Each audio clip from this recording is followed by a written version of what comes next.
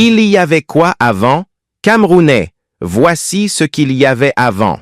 Quel était le réseau de la Cameroon Airlines, Camair, dans les années 1971 à 2008? La Camair effectuait 6 à 7 vols aller et retour entre Douala et Yaoundé chaque jour en B737.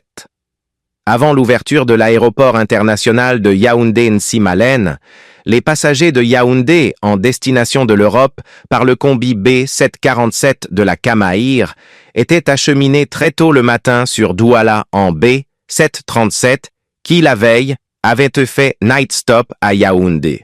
Et tous les jours, la desserte Douala, Yaoundé, Ngaoundéré, Garoua, Maroua, N'Djamena et retour en B737 étaient assurés. Certains vols avec night stop à Garoua.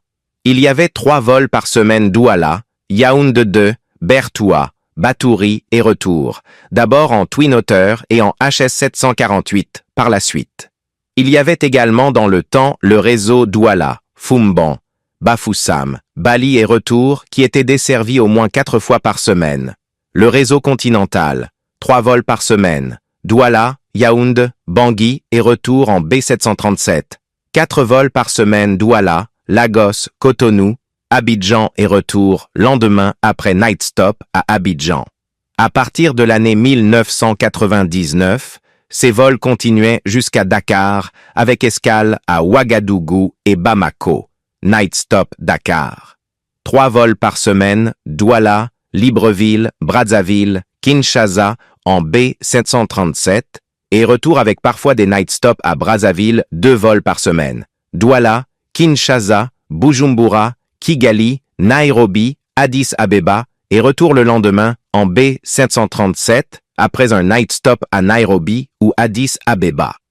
Après la libération de leader Nelson Mandela, dans les années 1992, la Camair effectuait 2 vols par semaine, Douala, Kinshasa, Harare, Johannesburg en B737 et retour le lendemain après night stop à Johannesburg.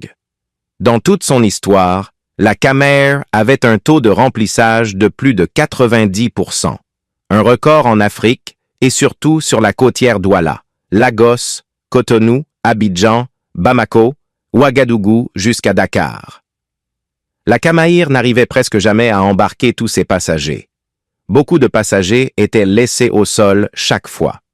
C'est ainsi que par la force des choses, la compagnie aérienne nationale camerounaise était finalement devenue la compagnie la plus sollicitée et la plus fiable sur la côtière. Le réseau intercontinental. D'abord en B707 et par la suite, dès les années 1982 en combi B747.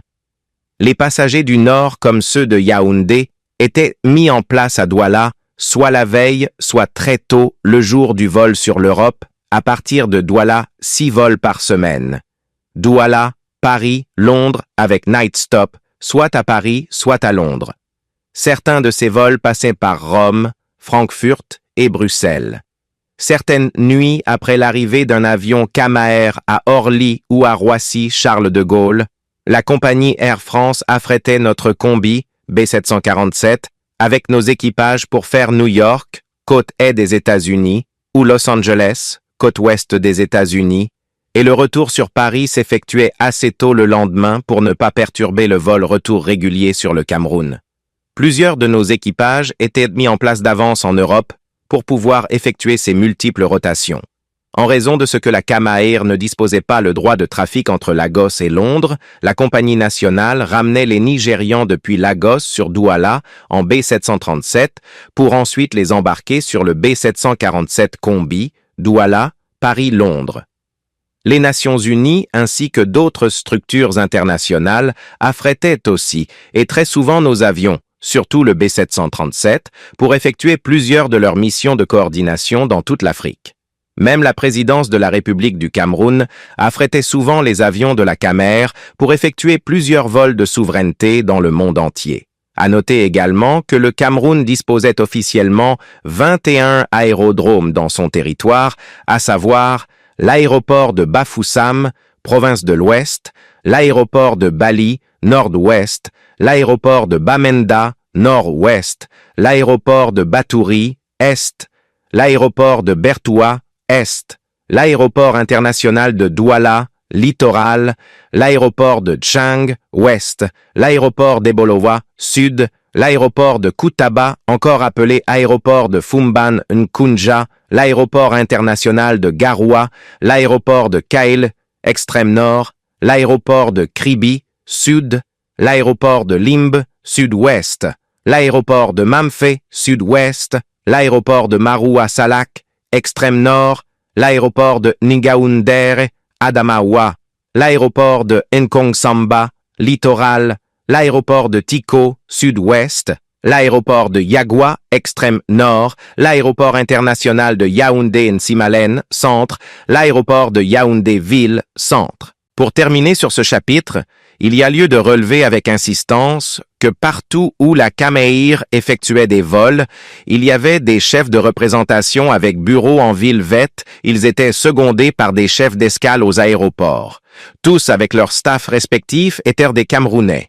Tous les représentants CAMER à l'étranger étaient parfois plus sollicités par des Camerounais vivants et évoluant dans leurs territoires respectifs que nos services consulaires et ambassades. Les représentants de la CAMER avaient de ce fait un rôle quasi diplomatique à jouer, ceci bien entendu en concertation permanente avec nos ambassadeurs et consuls. Signé par Sylvester F. Ngwania, pilote retraité CAMER, réalisation JMTV+. Merci de continuer à suivre nos publications sur jmtvplus.com.